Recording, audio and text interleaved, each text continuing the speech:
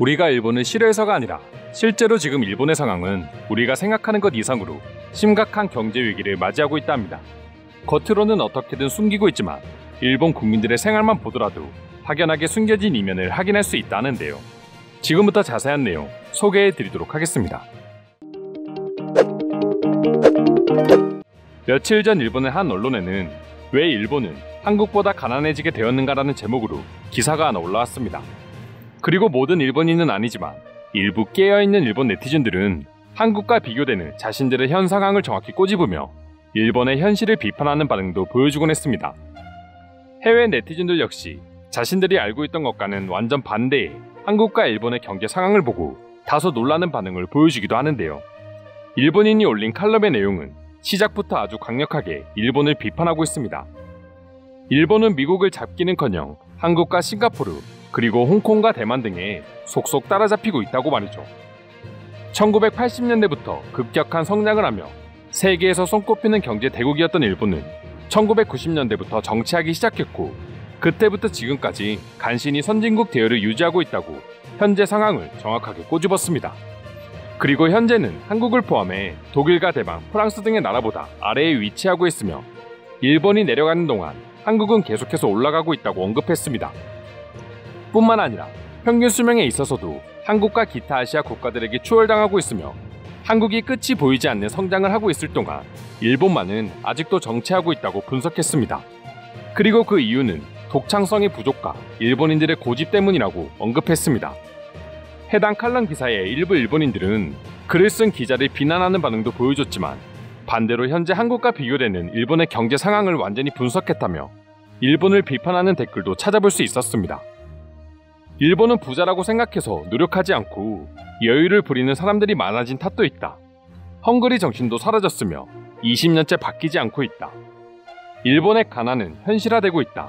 새로운 가치를 창출할 수 있는 매력적인 제품을 만들지 않는다면 계속해서 하락할 것이다와 같이 말이죠.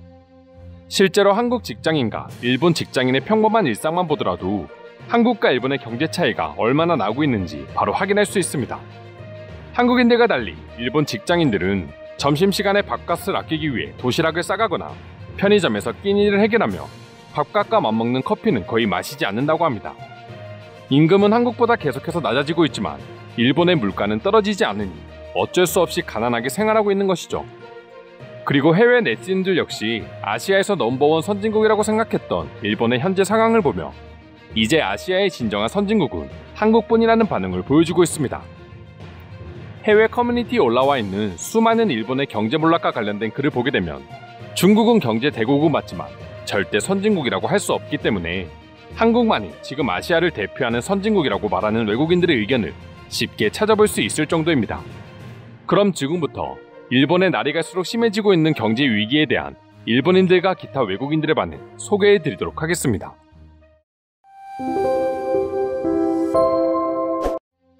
해외에 갈 때마다 드는 생각인데 일본은 현금 사용을 없애는 문화가 너무나도 늦어지고 있다. 일본은 아직은 확실히 풍부한 나라이지만 미래를 생각하면 선진국에 뒤처져 버리는 것이 아닐까 하는 걱정이 드는 건 사실이다.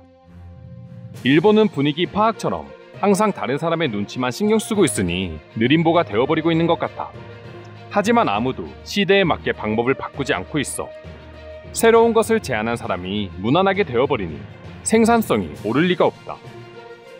한국과 일본의 가장 큰 차이는 변화에 대한 태도라고 생각해.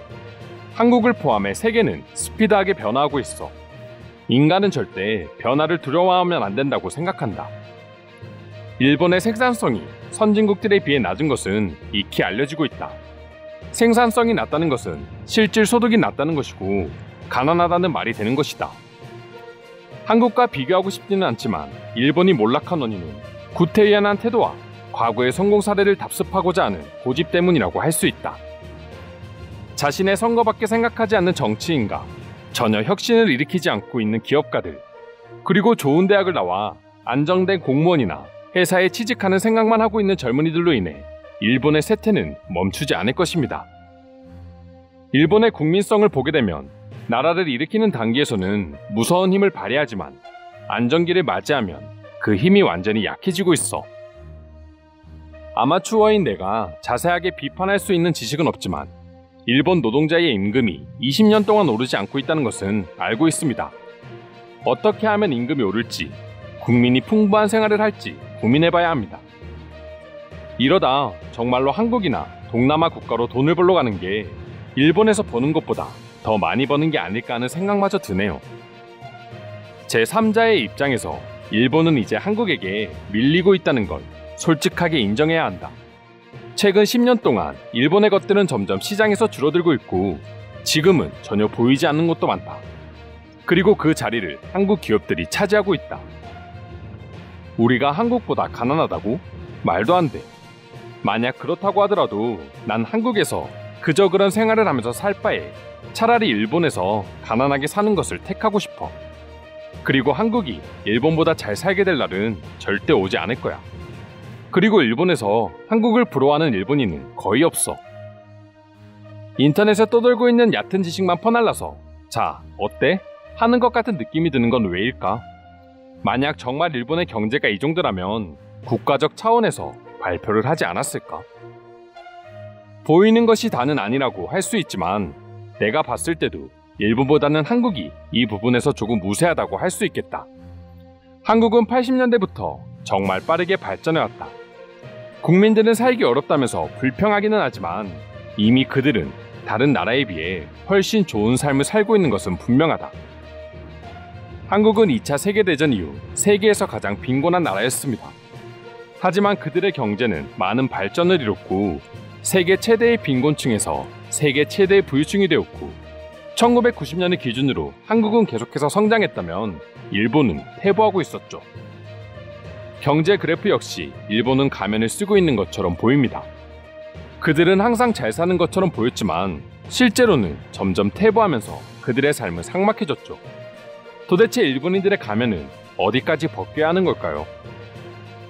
한국은 조금 아쉽습니다. 만약 북한이 존재하지 않았다면 한국은 지금보다 몇 배는 더 부유했을 것입니다. 경제적으로나 군사적으로나 한국은 훨씬 더 빨리 선진국의 이름을 올렸을 겁니다.